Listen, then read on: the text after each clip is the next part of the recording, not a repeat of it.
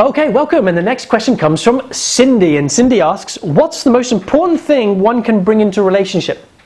Well, I know this sounds trite. There isn't one important thing. However, I am going to say this. It's going to be different depending on whether you're male or female. Not gender, male or female, whether your sexual essence is masculine or feminine.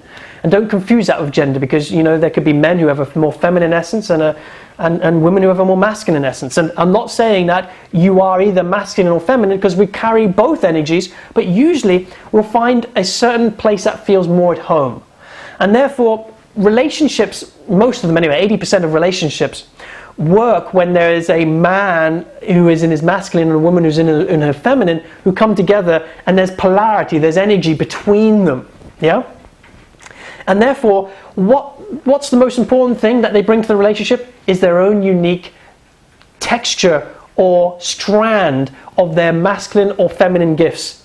Because when they diminish that, they become flat and neutralized, and they become friends, and it's no longer an intimacy.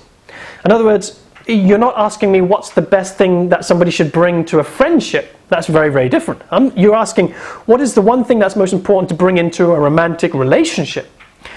And my answer simply is, if you can bring your authentic feminine and masculine gifts that are aligned with your core sexual essence, your relationship will thrive, and you will have the most exquisite, heart-opening intimacy that you ever dreamed possible. So, the classic masculine gift would be the gift of direction, focus, vision, clarity, presence, steadfastness, holding, safety, consciousness. A woman's natural feminine gifts would include radiance, nourishment, flow, energy, life force, variability, wildness. It's that goddess energy. And of course, there'll be kind of different versions of that, different textures of that, in between those two extremes. But between the both of you, if you can work on bringing those gifts to the relationship, you will begin to really create a juicy, vibrant intimacy. And that it will be basically how you practice love. See, love is not something that happens, it's something that you do based on you giving and practicing, offering the truest gifts from your deepest sexual heart, your deepest sexual core, whether it be masculine or feminine. And if you don't know if you're divided, if you don't know what your true sexual essence is, it'll be very hard for you to give that. You'll be ambiguous. So when you are able to identify what your true core is, and your partner can do the same, when you give of that place, and you both do that, you are practicing love as a spiritual practice, and you will in fact have incredible harmony. And not just harmony, incredible intimacy.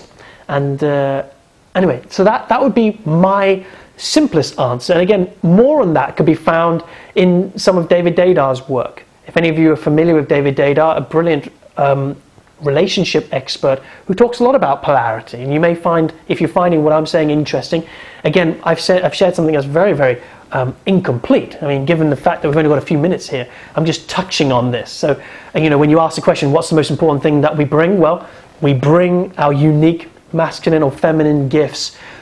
Now, of course, there's a huge topic to that. If you want to learn more about how that looks or what that looks like, I recommend you take David Dedar's book, A Good Hard Look. And it's something we go into deeply at the relationship retreat, the Love Relationships and You event.